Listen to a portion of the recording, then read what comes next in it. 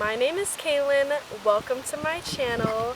Today it is October 1st, so I just completed Sober September for myself. I made it a goal for myself not only to go sober from alcohol, but from men for the first time in my life. I was originally inspired by Caitlin Reagan on TikTok. I saw that she was going sober this September, and I don't know, it kind of stuck with me, and it felt like I should do it after Labor Day weekend. I literally couldn't even enjoy my Labor Day Sunday. I was in bed until like 5-6 p.m. hungover AF. Is it cringe to say AF? I don't know. Should I not swear? I don't know.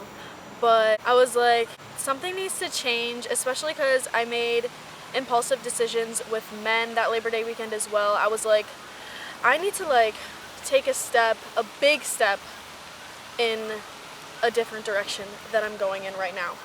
The number one thing I learned without alcohol is that I can still have fun. I kind of already knew this about myself.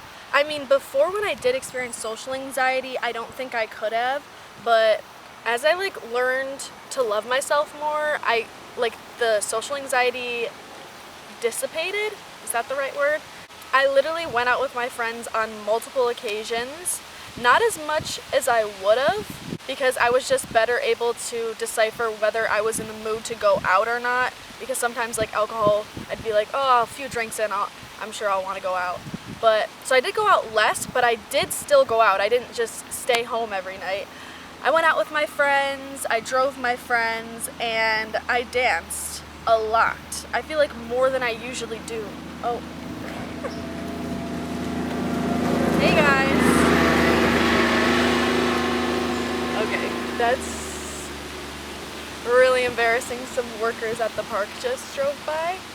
Okay, well, I danced a lot more than I usually do for some reason. I mean, I feel like it's because I'm having less drunk conversations and I'm just trying to have the most fun I can, and I love dancing. A lot of people probably thought I was drunk just because, I don't know, I'm just a ball of energy.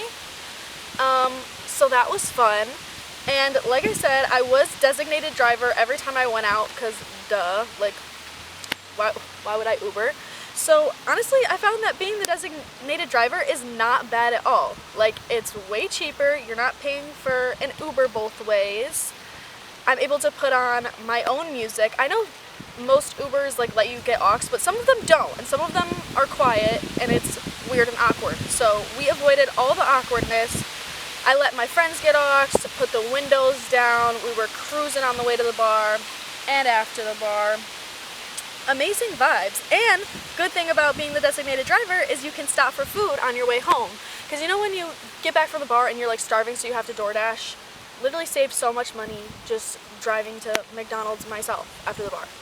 So that was good. I would totally be designated driver again. I think this was I don't know about my first time, but the most I've ever been a designated driver this month. And I was like, I will probably be doing this even when not even when I'm not sober, but when I'm not, do you know what I'm saying? So I'm gonna decide to be sober more often than I would in the past because of this whole experience. So when I am going out sober again in the future, I don't mind being designated driver. I never knew that about myself. Another thing I found out that was a total plus to being sober is when I come back from the bar, I actually had the energy to take off my makeup, wash my face, and brush my teeth. In the past, when I'd be drunk coming home, I would never take off my makeup, let alone brush my teeth. I know, gross, whatever.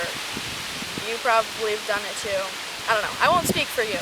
But a lot of people my age, including me, just can't, just won't, just don't. So it did feel good to get home from the bar and not be drunk and just actually do a nightly routine. And then going to bed, you automatically get better sleep when you're not intoxicated. I literally saw with my Oura Ring when I would be getting home drunk and go to bed drunk, my heart rate, I think it's just a scientific fact in general, your heart rate doesn't go, it doesn't drop, it doesn't rest, what am I trying to say? It doesn't go below a certain number of beats per minute, depending on your heart. But it doesn't ever like rest. It stays up all night, so I don't think you get enough like REM sleep at all, REM or deep sleep at all, compared to if you're going to bed sober. Like, I just felt more rested in the morning, and I wasn't waking up hungover. Literally, there's been times where I've been hungover for like 2 to 3 days straight.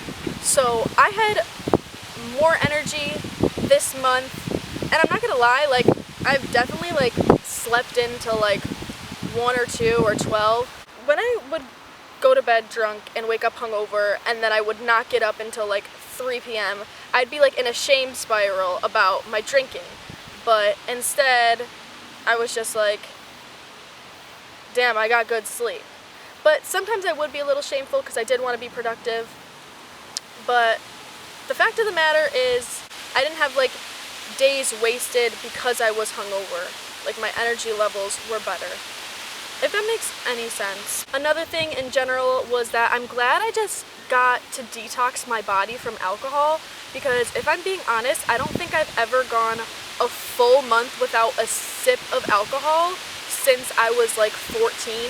I started drinking at 15 with my friends. We would steal our parents' alcohol, we would have sleepovers, and that was happening at least once a month. Like, I gotta say for myself. And then I got into the going out phase. I would at least go out once a month. I'm so serious. I don't think I've gone a full 30 days without one sip of alcohol since I was 14, since I started drinking at 15. So that was a really good detox for my body. I just know that in general. Like, alcohol is literal poison. It's literal poison to your body. It is not good for your brain health, for your liver health, for any of your health, if we're being honest. Also, something that I've heard before, I don't know if it's true, is that when you black out from alcohol, spirits are able to enter your mind or your body or something. They're able, like, I heard dark spirits can like possess you or something. I don't know if it's true, but either way, it's a good thing that it really scared me and terrifies me. I've blacked out probably around 5 or more times from alcohol, which might sound crazy to you, because some people have literally told me that they've never blacked out from alcohol before, and I genuinely get so shocked. I'm like, really? Or someone's like, maybe only once. I'm like, damn, Kaylin. Wow. Yeah, blacking out is not good, because you literally have you're literally, I don't know who is operating yourself, but like, you're not there anymore. Like, I guess that's literally a spirit. I guess you're literally not conscious.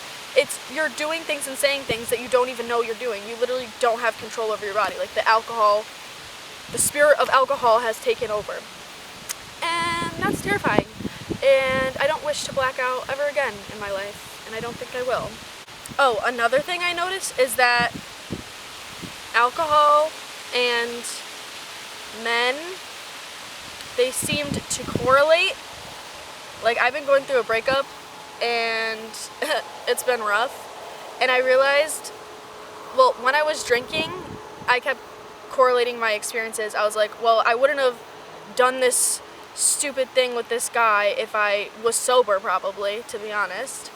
So when I was sober, I was realizing I had way less impulses to go up and talk to men or deal with anything, honestly, with men. Okay, it's getting a little hot out. I wasn't even worried about getting a free drink because I wasn't drinking. So, like, previously, when I go out to drink, I usually go in with a mindset, and as in, oh, your girl is getting a few free drinks tonight. And 9 out of 10 times I would, because duh, why not? But you know, you have to talk to men to do that, just a little bit, not much, to be honest. But I didn't need any free drinks because I was drinking water, so I didn't need to talk to anybody, and I didn't want to, because I told myself a harsh no for men, especially this September. Like, I just need a break. We'll get into it. I'm about to get into it. But another thing I want to say is that mocktails are so much more yummy. I literally went out for my friend's 21st birthday brunch. They were drinking mimosas, they were drinking wine. Luckily the restaurant had a nice mocktail menu and it was delicious. Way better than I would have found a mimosa or wine. Like, it just tastes yummy and it's cheaper. So, period. Period. In conclusion, from this sober September, I realized I am definitely going to start drinking a lot less. I can decide to go out and not drink more. I think I'm going to have a lot more healthier decisions around alcohol, really being aware of limitations, realizing I don't always have to get drunk at the club, drunk at the bar, I could just get tipsy. I don't know, I know I'm gonna be a lot more conscious about it just because I know, like, health-wise how I want to live. I declared about like a year ago that the age that I want to be completely sober for the rest of my life is 25. I might honestly do it sooner, but at latest 25, like 25th birthday is when I'm starting my sober journey for the rest of my life. I don't know, it's like an excuse because, like, I don't know, I told myself I'm not ready yet, like I've just turned 21, so it's like, I don't know, I kind of don't want to put that restriction on myself. I kind of enjoy drinking legally, like it's a lot of freedom feeling for me, and I don't know, it's just, it can be fun for me a lot of the times. Honestly, most of the times it is really fun to drink with my friends. I also want whoever I end up being with, marrying, to also be living a sober lifestyle, so I'm going to attract that person being in that frequency. So, yeah, that is on alcohol. It is October 1st. I'm not going to drink today because I have no reason to. Also, I do want to be clear, I never had, like, an alcohol addiction, so I won't pretend that I did, because being sober this September was really not difficult for me to choose not to drink. I know a lot of people struggle, so I won't pretend like I did struggle with alcohol addiction. I just did this because it felt right for me and I wanted to do it, but my heart goes out to everybody that does struggle with alcohol. I believe that you can get through it, reach out, get the help you need, and if you want to do a sober month, maybe start with a sober week, I think that's a great idea. And I hope this video supports you in some way, maybe gets a little gear shifting, some inspiration, how I was inspired by Caitlin on my TikTok. So now let's get into what being sober from men looked like for me this month. And if I'm being completely honest, this was 10 times harder than quitting the alcohol. Being sober from men for me meant not flirting with men, not getting with any men, I said nothing more than a hug with a man. No kisses, no nothing. That's like basically the gist of that prevents everything else, right? We're not flirting and we're not being physical with men. I stopped engaging with them really on like social media. Yeah, was not trying to engage at the bar or the clubs. So I did that, and what I learned this month is really how heavily I relied on male validation, which feels embarrassing to admit, but that's my reality, and I never really knew that I did that much because I was in a relationship and I was independent. I guess I did know that I've been in relationships back to back to back to back to back, but I don't know, as I stopped engaging with men and like getting compliments from them because I started just leaving everybody on red, I started to feel like extremely alone and almost like I didn't exist. It felt really dystopian. It felt really weird. I honestly felt, what's the word? Like disconnected, but like detached. Disassociated. I felt disassociated at one point. because I wasn't talking to a man and like I wasn't keeping a man updated on what I'm doing to work on myself. Like I could tell my friends like what I'm doing, and I could obviously get support and validation from them, but it doesn't hit the same when it's from a man that I'm interested in. And it was really weird, and I didn't like it at all. Luckily, I got over that after some time. But I was like, damn girl, I didn't realize how much I centered men around my life. It's like everything I did was for male attention. And that's really weird because I didn't know that about myself. I thought I was just doing it for me. But when I realized I was going without it, it felt really inauthentic. I don't know about inauthentic. It just felt, guys, I don't know. It felt weird. It felt strange. And then after 12 days in of September and like actively trying not to engage with men, I declared for myself that I am going to go celibate. It's been on my mind for a little bit, and I was like, you know what? Like, F it. Like why would I not? Like, why would I give anyone the access to my body when they're not my person? Like, I can't just be easy. Like, I'm a baddie. Like, why would I be easy to access? My body, I have to, like, I really had to, like, tune in and be like, my body is a temple. You need to have grand permission to have access. Get down on your knees and praise me like the goddess I am. No. But, like, for real, I was like, what am I, like, it's not fulfilling at all. At all. It's literally an energy exchange to be intimate with somebody. Soul ties and stuff. It's like, I'm over it.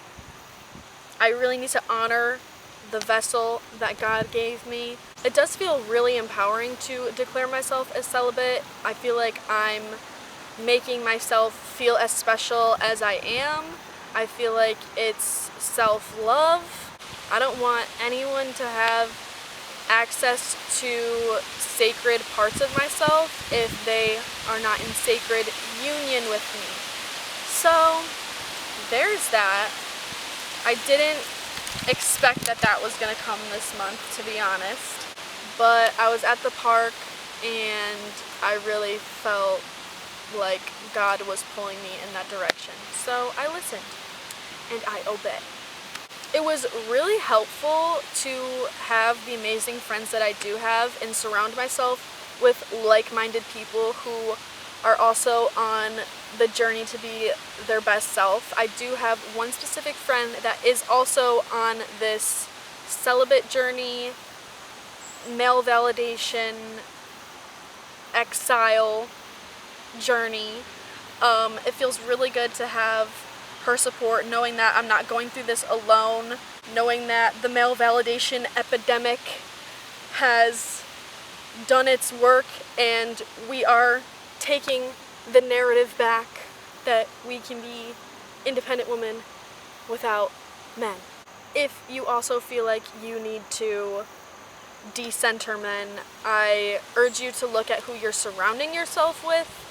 Really look for people who have their own selves as their best interest as well as you. Because if someone's best interest is not to look at themselves and their actions, you're just going to be surrounded by people who are constantly jumping into the deep end and doing impulsive things, and it's going to make you feel like, well, maybe I'm not going to speak for you, but like sometimes when you're like surrounded by that, like life starts to feel really chaotic and you have to feel like you got to do like cleanup damage or something, or like maybe you feel a little extra crazy or impulsive, or like it's okay to do this thing because then you can tell this friend and they're going to support you no matter what you do. Be around people who are going to call you forward to be your best self. And I'm not going to lie, I have been that friend. I feel like I've definitely been that friend, the impulsive friend. I feel like my life's a movie, like my life is just on show for entertainment for my friends. And, you know, I'm not going to say, don't be friends with your friend anymore because of this. Like, obviously everyone has their own timeline to when they realize that they need to work on themselves. Sometimes people gotta hit rock bottom to realize they want to change. So yeah, no judgment there, of course, but make sure that you also have friends, like I said, that are going to call you forward. Be around those people more often, maybe, than the other person. Obviously, go out, have fun with the crazy person, as long as they're a good friend to you, like, to be honest. But that has been really helpful for me personally. I also realized that the busier I was with work or hobbies, the less I thought about men. Like, guys, I'm gonna be so honest. Like, I was thinking about people from my past. That has really been a struggle, like, immensely. Like, that's been the hardest part, like, getting over my ex-situationship and my ex-relationship. Like, it has been hell, literal hell, and it's like I think about these people every single day, but the days that I worked longer hours, I realized I literally went like a whole 6-hour shift and I didn't even think about this person. I didn't have the urge to text this person.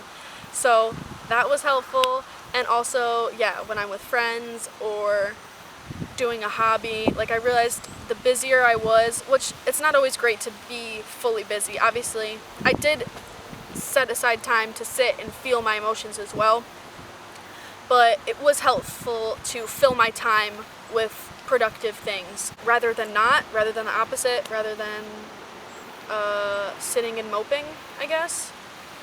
But yeah, I was like, wow, I'm gonna be starting to work more hours and maybe I can actually get these things out of my mind for a while. Another thing that helped me was using social media less. I do have app restrictions on my social media accounts, so like the less I'm scrolling on Instagram, well, maybe Instagram isn't the problem, but honestly, like, Instagram, TikTok, and Snapchat stories, like, every time I would post, like, I'm literally always checking who's viewing it, and like, I'm always looking if like certain guys are viewing it, which, guys, I'm really not proud of. It's really, like, I don't want to admit that, but like, I do, and it's like an automatic thing, and I'm like, damn, I didn't know how, like, I've never been so aware, but it's literally an automatic habit. I'm always checking. Like, my friend literally told me she never checks her story views, and I was like, what? I check it like every hour to see who's viewing it. And like, oh my god. For the first time, I actually put restrictions on Snapchat. I usually wouldn't, because I do have a group chat on Snapchat that I like to stay active in, but putting my Snapchat on app restrictions made it so I can't have notifications, so that was good. And I'm also not snapping back men as fast as I would, because I'm not getting the notification and I have to like wait to open the app, so that was helpful. I started leaving men on red on Snapchat if I like was like, what is this for? I obviously snap a few guys, but they're just like my friends, so that's different. I'm not snapping anyone in a flirtatious way. And there were times where I wanted to. There were times where I saw a guy on his story and I was like, damn, he's fine. But what do I look like swiping up when nothing's gonna happen from it, because I'm not having any talking stages, situationships, nothing. But yeah, I haven't, and sometimes like guys will add me on Snapchat and I have not added anyone back. So I'm using Snapchat less. Snapchat is definitely a huge gateway for male validation. So I'm really trying to minimize that. So that's been good. Guys, I'm like sweating. The sun is like really on me right now. Also, there's people playing frisbee golf across from the lake. That's cool. Alright, what else? I wrote in my notebook, by the way. Oh yeah, I wrote that, like I said in the beginning, this challenge to not talk to men has been harder than quitting alcohol. And I'm not gonna lie, like, I did have a few slip-ups where I did text someone from my past, and nothing conspired from it. Is that the word, conspired? Nothing happened from it. But the impulses, guys, like, were so loud. And I was like, if I was drinking alcohol, this would have happened 10 times worse with the impulses. Like, my impulses were loud enough in my sober mind to be like, just text this person this, just do it, like, just send the text. And like, oh my god, it was like actually so excruciating. Like, the only way I could get through the impulse was just to do it and just feel that like hit of, like, I don't know, dopamine that it is to like send a risky text or something. And then, yeah, afterwards, obviously had shame around it. I was like, why did I do that? But you know, I got through it. But yeah, I will admit, like, I did slip up a few times, but I am really proud of myself for just getting through it, and also like really honing in on not starting any more new connections. Something about the past and exes, like, it's really gonna get me. Like, I don't know. So yeah, I won't lie, it has been really lonely. Although I am surrounded like with great friends, like, I don't know, not being in a relationship or a talking stage or something where I can like share my like romantic love, it's been really lonely. And especially like the seasons are changing. Like, it's gonna be fall, it's gonna be winter. I don't think I've never been single for a fall and winter, like, literally ever. And I even when I am in relationships, I do still get seasonal depression. Well, obviously, I don't know, I get seasonal depression. Like, I get really low vibrational in the past. Hopefully we're gonna just like speak better things, and I have a lot of self-care practices. Yeah, it feels very lonely, to be honest. Like, I'm such a relationship girl. Like I said, I've been in relationships back to back to back since I was 12, 13. Back to back to back. Never been single, like, not in a talking stage, not in a dating, for like 3 months in between. And like, in those 3 months in between, I'm still flirting with people, or I'm talking to the ex that I just ended things with. Like, it's never been like not like only focusing on me, like not centering men. So this is like the first month, and it's been, yeah, really lonely, really hard, really difficult.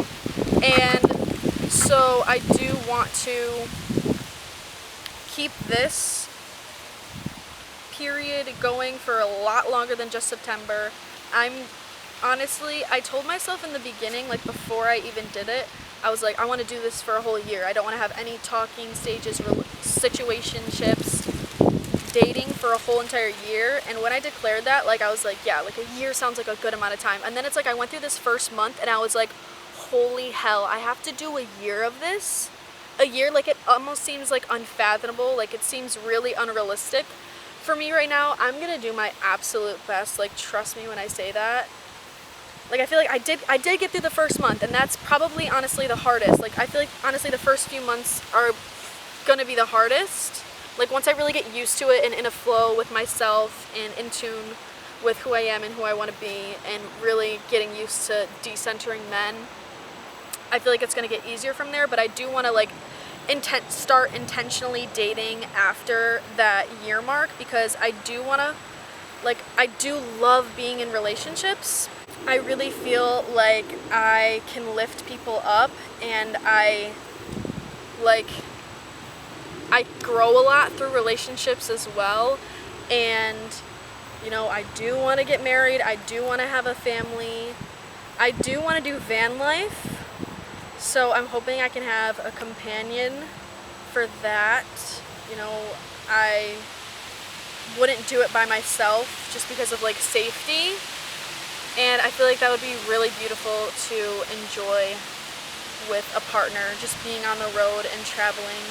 So I do want to intentionally date for marriage.